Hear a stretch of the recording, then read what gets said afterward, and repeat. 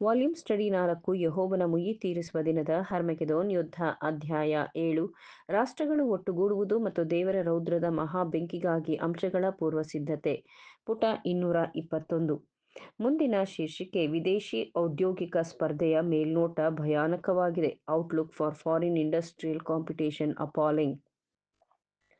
ಆದರೆ ಈ ಘಟಕದಲ್ಲಿ ಉದ್ಯಮ ಮತ್ತು ಬಂಡವಾಳಕ್ಕೆ ಒಂದು ಹೊಸ ಕ್ಷೇತ್ರ ತೆರೆದುಕೊಂಡಿದೆ.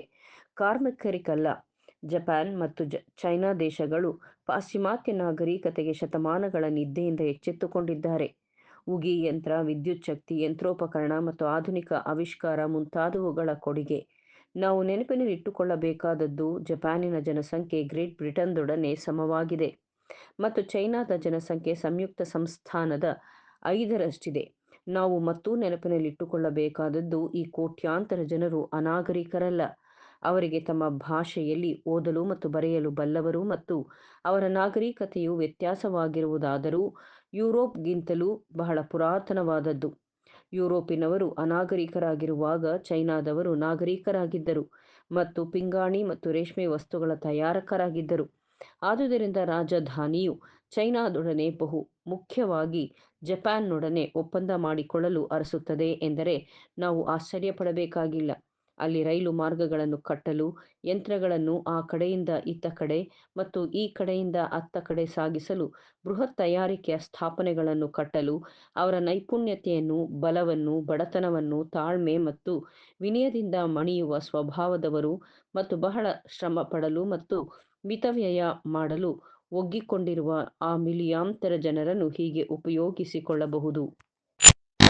ಯಾವ ನಾಡಿನಲ್ಲಿ ದುಡಿಮೆಗೆ 6 ರಿಂದ 15 ಸೆಂಟ್ಗಳು ಪ್ರತಿ ದಿನಕ್ಕೆ ಪ್ರತಿ ಉದ್ಯೋಗಿಗೆ ದೊರಕುವಾಗಲೂ ಅವರು ಅದನ್ನು ಗುಣಗುಟ್ಟದೆ ವಂದನೆಯಿಂದ ಸ್ವೀಕರಿಸುವರೋ ಇವರಿಂದ ಅಪಾರ ಪ್ರತಿಫಲವಿದೆ ಎಂದು ರಾಜಧಾನಿಯು ಕಂಡುಕೊಳ್ಳುತ್ತದೆ. ಸಾಕಷ್ಟು ಬಂಡವಾಳವು ಜಪಾನ್ಗೆ ಸಂದಿದೆ ಮತ್ತು ಹೆಚ್ಚು ರಿಯಾಯಿತಿಗಾಗಿ ಚೈನಾ ಕಾದಿದೆ. ಕೆಲವು ಕಾಲದ ಅವಧಿಯಲ್ಲಿ ಈಗಾಗಲೇ ನಿಪುಣರಾಗಿರುವ ಮತ್ತು ಕಲಿಯಲು ಅರ್ಹತೆ ಇರುವ ಮಿಲಿಯಾಂತರ ಜನರು ತಯಾರಿಕೆಯ ಪ್ರಪಂಚವನ್ನು ಸ್ಪರ್ಧೆಗೆ ತಂದಿರುವರು ಎಂಬುದನ್ನು ಯಾರು ತಾನೇ ನೋಡಲಾರರು?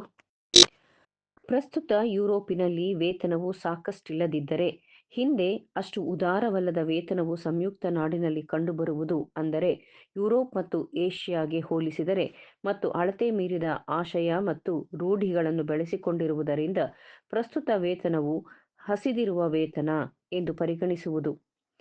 ಅಂದರೆ ಏಷ್ಯಾದಲ್ಲಿ ಕೊಡುವ ಸಂಬಳಕ್ಕಿಂತಲೂ 8ರಷ್ಟು ಮತ್ತು ಯುರೋಪ್ನಲ್ಲಿ ಕೊಡುವ ಸಂಬಳವು ದುಪ್ಪಟ್ಟು ಇದ್ದರೂ ಮತ್ತು ದೂರದ ಪೂರ್ವದಲ್ಲಿ ಜಗತ್ತಿನ ಎಲ್ಲ ಕಾರ್ಮಿಕರು ಅಗ್ಗದ ವೇತನದೊಂದಿಗೆ ನಿಕಟ ಸ್ಪರ್ಧೆಗೆ ತರುವುದಾದರೆ ಹಾಗೂ ಆವಿಷ್ಕರಣದ ಮತ್ತು ಶ್ರಮ ಕೆಲಸವನ್ನು ಉಳಿಸುವ ಯಂತ್ರ ತಯಾರಿಕೆಯ 30 ವರ್ಷಗಳ ನಂತರ ನಾಗರಿಕ ಲೋಕದಲ್ಲಿ ಕಾರ್ಮಿಕರ ಶೋಚನೀಯ ಪರಿಸ್ಥಿತಿ ಹೇಗಿರಬಹುದು?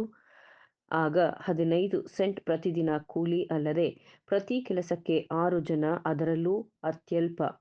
ಕೆಲವು ವರ್ಷಗಳ ಹಿಂದೆ ಜಪಾನಿನ ಕನೆಕ್ಟಿಕಟ್ ಹತ್ತಿ ಮಿಲ್ನ ತೆಗೆದುಹಾಕಲು ಸಾರ್ವಜನಿಕ ಪ್ರೆಸ್ ಒತ್ತಾಯಿಸಿತು. ಅಲ್ಲಿಂದೀಚೆಗೆ ಇತರ ತಯಾರಕರು ಅಲ್ಲಿಗೆ ಹೋಗಿ ಆ ಕ್ಷೇತ್ರದಲ್ಲಿ ಅಗ್ಗದ ಬೆಲೆಗೆ ಕಾರ್ಮಿಕರನ್ನು ಹುಡುಕಿರುವರು. ಇದರ ಪರಿಣಾಮವಾಗಿ ಅಪಾರವಾದ ಲಾಭ ಪಡೆದಿರುವರು. ಜಪಾನಿನ ಚಕ್ರವರ್ತಿಯು ಕಡೆಗೆ ಕೈಗಾರಿಕಾ ಯುದ್ಧವು ಸಮೀಪಿಸುತ್ತಿರುವುದನ್ನು ಕಂಡು ಆತನು ತನ್ನ ಮಾರ್ಗದರ್ಶನದಲ್ಲಿ ಸಾಂಕೇತಿಕವಾಗಿ ಹೆಸರುವಾಸಿ ಚಿತ್ರವನ್ನು ಒಬ್ಬ ಕಲಾವಿದನಿಂದ ಬರೆಸಿ ರಷ್ಯಾದ ಝಾರ್ಗೆ, ಅಂದರೆ ನಿರಂಕುಶ ರಾಜನಿಗೆ ಉಡುಗೊರೆ ಇತ್ತನು. ಆ ಚಿತ್ರವು ಯುರೋಪಿನ ದೇಶವನ್ನು ಮಹಿಳೆಯ ಆಕೃತಿಯ ರಕ್ಷಾಕವಚವನ್ನು ಧರಿಸಿ ನಿಂತಿರುವ ಅವರ ಮೇಲೆ ಆಕಾಶದಲ್ಲಿರುವ ಶಿಲುಬೆಯ ಬೆಳಕು ಹೊಳೆಯುತ್ತಿರುವಂತೆ ಪ್ರತಿನಿಧಿಸಿತು ಮತ್ತು ದೂತನ ಆಕೃತಿಯ ದಿಕ್ಕಿನಲ್ಲಿ ಮಿಖಾಯೇಲನನ್ನು ಪ್ರತಿನಿಧಿಸುತ್ತಾ ಚೈನಾದಿಂದ ಕಪ್ಪು ಮೋಡವು ಎದ್ದು ಅದು ಅವರ ಕಡೆಗೆ ಹರಿದು ಬರುವಂತೆ ಅದರಲ್ಲಿ ಪಕ್ಕನೆ ಹೊಳೆಯುವ ಬೆಳಕಿನಲ್ಲಿ ಭಯಂಕರ ರೂಪಗಳು ಮತ್ತು ಮುಖಗಳು ವೃದ್ಧಿಯಾಗುತ್ತಿತ್ತು. ಚಿತ್ತದ ಅಡಿಯಲ್ಲಿ ಬರೆದ ವಾಕ್ಯವು, ಯುರೋಪಿನ ದೇಶಗಳೇ, ನಿಮ್ಮ ನಂಬಿಕೆ ಮತ್ತು ನಿಮ್ಮ ಮನೆಗಳನ್ನು ರಕ್ಷಿಸಲು ಜೊತೆಗೂಡಿರಿ.